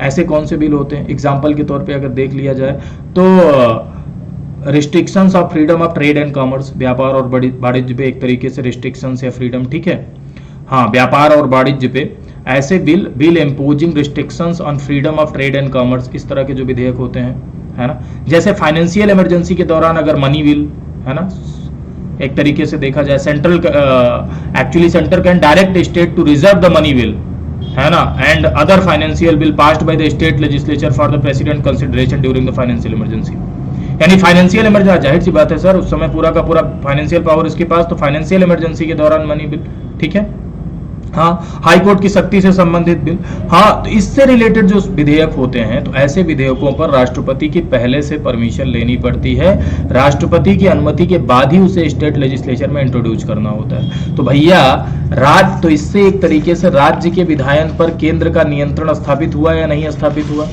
राज्य के विधायन पर केंद्र का नियंत्रण स्थापित हुआ कि नहीं स्थापित हुआ? बिल्कुल स्थापित हुआ, जाहिर सी बात है। तो ये चार के चारों एक्सपेक्ट हम लोगों ने देखे। चलिए एक बात और समझने की कोशिश करते हैं, सर क्यों ऐसा है कि यूनियन का कंट्रोल नेसेसरी है? ये बात आप बताइए, क्यों ऐसा है कि यूनियन का कंट्रोल इस सारे के सारे विषयों पर आवश्यक हो जाता है, नेसेसरी हो जाता है? ठीक है, तो जाहिर सी बात है सर कि इसके बारे में अगर हम देखें तो सरकारिया कमीशन ने बहुत अच्छा बोला था। ठीक है, सरकारिया कमीशन ने कहा था कि rule of federal supremacy is a technique to avoid the absurdity, resolve conflict and ensure harmony between union and state laws. ठीक है, एक्चुअली देखा जाए सर तो इफ दिस ये पूरा का पूरा जो प्रिंसिपल आपको दिखाई पड़ रहा है, प्रिंसिपल ऑफ यूनियन सुप्रीमेसी, ये प्रिंसिपल ऑफ यूनियन सुप्रीमेसी को इसीलिए अडॉप्ट किया गया, इसीलिए यूनियन को जो है क्या बनाया गया, स्ट्रांग बनाया गया। ठीक है, समझ में आया? अच्छा एक बात और ध्यान दीजिएगा कि संविधान ने केंद्र की स्थिति थोड़ा शक्तिशाली रखी है, ये बात को आप पूरी तरीके से समझ में आ गया। और आपको ये भी समझ में आया कि सरकारिया आयोग ने कहा है कि संघीय सर्वोच्चता, हाँ हिंदी में भी बता दें, नहीं आप लोग सोचोगे कि का अंग्रेजी में बोल दिए, संघीय सर्वोच्चता केंद्र और राज्यों के कानूनों के मध्य तनाव और टकरावों को समाप्त करने के लिए, यानी दोनों के मध्य एक्चुअली क्या होता है कि जैसे कि मान लीजिए कि अगर मान लो इस तरह से सर्वोच्चता ना स्थापित की गई होती तो किसी मामले में राज्य को जो भी पावर होती तो दोनों में ज्यादातर, खैर अभी भी टकराव कुछ होता है लेकिन ज्यादातर टकराव होता है। जैसे मान लो कि आप लोग गाड़ी चलाते होंगे तो आपके पास ड्राइविंग लाइसेंस होगा, तो ड्राइविंग लाइसेंस आपका ऑल इंडिया ड्राइविंग लाइसेंस होता है। अब पता चला आप मध्य प्रदेश जाओ तो वहाँ का ड्राइविंग लाइसेंस अलग, वहाँ जाओ तो अलग, तो ठीक है, तो ये क्या दिक्कत आती है ना, एक तरीके की टकराव क्रिएट होता, तनाव क्रिएट होता। ठीक है, तो इसी को समाप्त करने के लिए मान लो हमको लाल किला देखने जाना है और हमारे पास जो है गाड़ी है, हम दिल्ली जा ही नहीं सकते, पता चला दूसरा लाइसेंस चाहिए, है ना। तो इन सब के लिए एक सौहार्दपूर्ण संबंध को विकसित करने के लिए ऐसा किया गया है। ठीक है, अगर मान लीजिए केंद्र की सर्वोच्चता ना स्थापित की जा सकती तो उसके बहुत जो है क्या आते, निगेटिव इंपैक्ट भी पड़ते। ठीक है, जो नागरिकों को आगे चल के क्या करते, प्रभावित करते, है ना। इसलिए क्या था, जरूरी था। ठीक, तो खैर इतने में हम लोगों ने अब तक क्या देखा, हम लोग पढ़ रहे थे भाई सेंटर स्टेट रिलेशन यानी केंद्र राज्य संबंध, और केंद्र राज्य संबंधों में हम लोगों ने देखा अब तक सेंटर स्टेट रिलेशन, जिसमें हम लोग देखे फेडरल स्ट्रक्चर हम लोगों ने पढ़ा, संविधान का क्या क्या आज हम लोगों ने पढ़ा, फेडरल स्ट्रक्चर पढ़ा। ठीक है, आप लोग को लग रहा है इसमें कि थोड़ा धीरे चल रहा है तो आप लोग इसको स्पीड बढ़ा के भी देख सकते हैं। फेडरल स्ट्रक्चर संविधान की, यूनिटरी स्ट्रक्चर हम लोगों ने देखे संविधान के, है ना। और इसके साथ साथ हम लोगों ने सेंटर स्टेट रिलेशन में लेजिस्लेटिव रिलेशन, एडमिनिस्ट्रेटिव रिलेशन और फाइनेंशियल रिलेशन। तो आज हम लोग लेजिस्लेटिव रिलेशन देख चुके हैं, अगले सत्र में मौका मिला तो हम लोग एडमिनिस्ट्रेटिव और फाइनेंशियल रिलेशन भी क्या करेंगे, देख लेंगे। ठीक है, तो आज इतना ही। चलेंगे। इसके बाद अगली बार जब मौका मिला अगले सत्र में तो हम लोग देख लेंगे। और इसके साथ साथ ध्यान दीजिएगा, जैसे आप अभी यहाँ एक चैप्टर पढ़े हैं, इसी तरह इससे भी और ज्यादा डिटेल में मेंस के क्वेश्चंस के डिस्कशन के साथ, प्रीलिम के क्वेश्चन के डिस्कशन के साथ, जैसे आप लोगों ने अभी सिर्फ यहां पर देखा, इससे ज्यादा डिटेल में मेंस के क्वेश्चंस के साथ, प्रीलिम के क्वेश्चंस के साथ पूरा full structured topic to topic, ठीक है, पढ़ने के लिए आप अनअकैडमी प्लस के साथ जुड़ सकते हैं। ठीक है, अब अनअकैडमी प्लस के साथ अगर आप जुड़ते हैं भैया, तो आप जैसे कि अनअकैडमी की अलग अलग कैटेगरीज होती हैं, SSC, bank, UP triple SC, UP PSC, UPSC. तो अगर आप UP PSC and UP triple SC की तैयारी कर रहे हैं मेरे भाइयों, PSC and UP triple SC, तो आप अनअकैडमी लर्निंग एप्लीकेशन डाउनलोड करके UP PSC and UP triple SC का गोल सिलेक्ट करेंगे और वहां जाने के बाद आप फ्री वाली क्लासेस तो देख ही सकते हैं, साथ साथ पेड 12 महीने और 24 महीने का ले सकते हैं, बाकी भी ले सकते हैं। अगर आपके पास क्रेडिट कार्ड है तो आप ईएमआई के थ्रू भी पे कर सकते हैं। देखिए 8,400 रुपए का आपका 2 साल का सब्सक्रिप्शन है, लेकिन अगर आप इसमें ये रेफरल कोड अप्लाई कर देंगे VIPUL विपुल10, ये अप्लाई करना ना भूलिएगा, तो आपका ये पड़ेगा 7,560 रुपए का, 7,560 रुपए का पड़ेगा। लेकिन अगर आप स्पेशल क्लासेस लगातार देखते हैं, है ना, जैसे स्पेशल क्लासेस लोग देखते रहते हैं फ्री वाली, तो आपके अकाउंट में सर कुछ क्वाइंस ऐड हो जाती हैं, कुछ क्रेडिट्स ऐड हो जाती हैं, तो उन क्रेडिट्स को अप्लाई करने के बाद आपको और छूट मिल जाती है, यानी 10% तक की छूट आप क्रेडिट्स अप्लाई करके भी पा सकते हैं, 10% तक की छूट आप रेफरल कोड अप्लाई करके पा सकते हैं, यानी 20% तक की आप छूट क्या कर सकते हैं, पा सकते हैं खुद से। ठीक, 1 महीने का भी ये फीस है, 3 महीने का, 6 महीने का, 12 महीने का, लेकिन मेरे हिसाब से 12 महीने और 24 महीने ही लेना चाहिए, क्योंकि आप इसमें पूरा सिलेबस कवर नहीं कर पाते हैं। ठीक है, आपका देखने में ही दिन बीत जाता है। तो देखिए 12 महीने का 6,300, और ये देखिए साहब, आपको ऐसा लग रहा होगा कि बड़ा खतरनाक प्रमोशन गुरुजी कर रहे हैं, लेकिन सर मैं आपको ईमानदारी से सच्चाई पूर्वक ये विश्वास दिलाना चाह रहा हूं कि इतने में आपको जितना मिल जा रहा है उतना कहीं नहीं मिलता है। मेरा भी बड़े व्यापक अनुभव रहा है इस कोचिंग सेक्टर में, पिछले 5 वर्षों से अलग अलग संस्थानों में पढ़ाने का अनुभव रहा है, राज्य व्यवस्था का, संविधान का, तो इतने में कहीं नहीं मिलता है। ये आपको इतने में सिर्फ पॉलिटी नहीं पढ़ रहे हैं, इतने में हिस्ट्री पढ़ रहे हैं, ज्योग्राफी पढ़ रहे हैं, और एक एजुकेटर से नहीं पढ़ रहे हैं कि आपको पसंद नहीं आएगा तो दिक्कत हो जाएगा, सबसे पढ़ रहे हैं, सबसे पढ़ सकते हैं। सबकी स्पेशल क्लास देख लीजिए, पहले ही देख लीजिए सबकी स्पेशल क्लास, आपको पता चल जाएगा आपको किससे पढ़ना है, आपको किससे नहीं पढ़ना है। जो आपको पसंद है आप उससे पढ़िए, आराम से पढ़िए, है ना। तो इतने में आपको पूरा का पूरा कंप्लीट, इवन ऑप्शनल के भी सब्जेक्ट अवेलेबल हो रहे हैं अब धीरे धीरे धीरे करके, 2-3 अवेलेबल भी हो गए। सोच लीजिए 7,560 रुपए, ये तो समझ लीजिए हम एक सोशल जस्टिस पे काम कर रहे हैं। ठीक है, सामाजिक और आर्थिक न्याय पे कि इतने कम में आपको जो है अवेलेबल कराया जा रहा है।